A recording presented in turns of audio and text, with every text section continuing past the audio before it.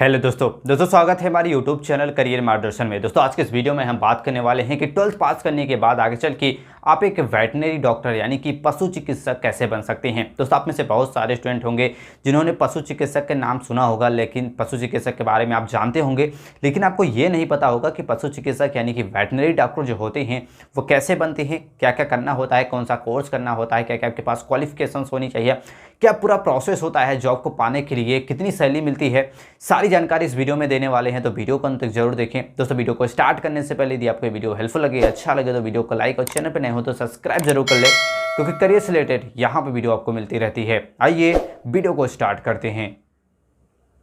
दोस्तों जैसे कि आप सभी ने पशु चिकित्सक यानी कि वेटनरी डॉक्टर के बारे में इनका नाम सुना होगा या फिर इनके बारे में जानते होंगे, जो पशुओं या फिर जो भी जानवर होते हैं उनके इलाज करने के लिए जो डॉक्टर की ज़रूरत पड़ती है उसे ही कहा जाता है वेटनरी यानी कि पशु चिकित्सक। अब कैसे बनते हैं, इसके लिए क्वालिफिकेशंस क्या होनी चाहिए, ये बात कर लेते हैं।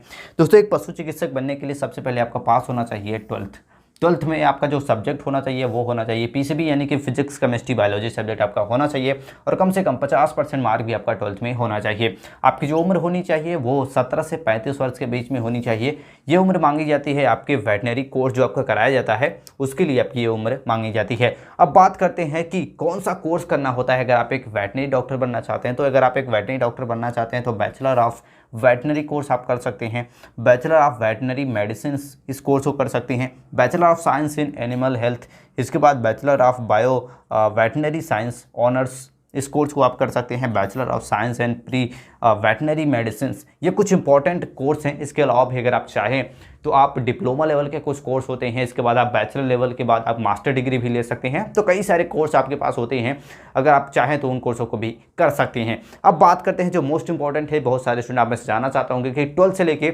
एक वेटनरी डॉक्टर बनने तक क्या क्या पूरा प्रोसेस है, आइए बात कर लेते हैं। दोस्तों एक वेटनरी डॉक्टर बनना चाहते हो तो जैसे कि सबसे पहले बताया कि आपका 12th पास होना चाहिए, 12th आपका पीसीबी और कम से कम 50% मार्क होना चाहिए। इसके बाद जैसे अपना 12th पास कर लेते हैं, इसके बाद आपको वेटनरी कोर्स में एडमिशन लेना होता है। अब एडमिशन कैसे मिलता है, दो तरह से आपका एडमिशन होता है। पहला होता है मेरिट बेस्ड के हिसाब से और दूसरा होता है एंट्रेंस एग्जाम के।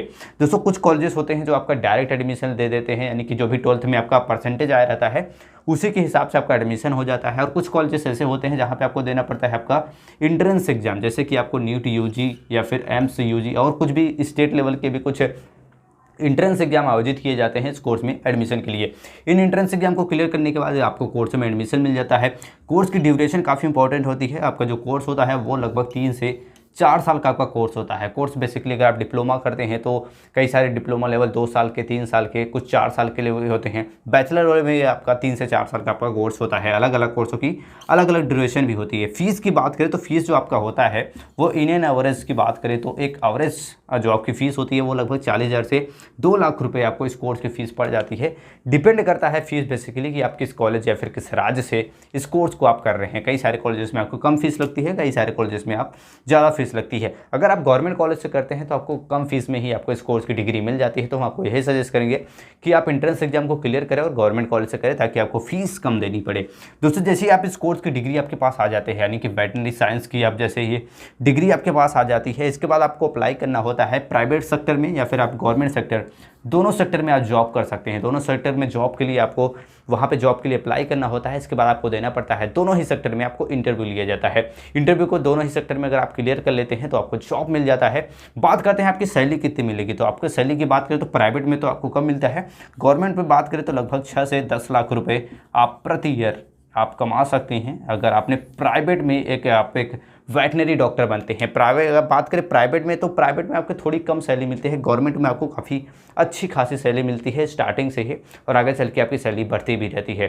दोस्तों आई होप आप समझ गए होंगे कि 12th के बाद अगर आप वेटनरी डॉक्टर बनना चाहते हैं तो क्या करना होता है, कौन सा कोर्स करना होता है, क्या क्या क्वालिफिकेशंस होनी चाहिए, क्या होता है पूरा प्रोसेस, सैलरी कितनी मिलती है, सारी जानकारी इस वीडियो में दे दी है। आई होप ये जानकारी आपको अच्छी लगी होगी।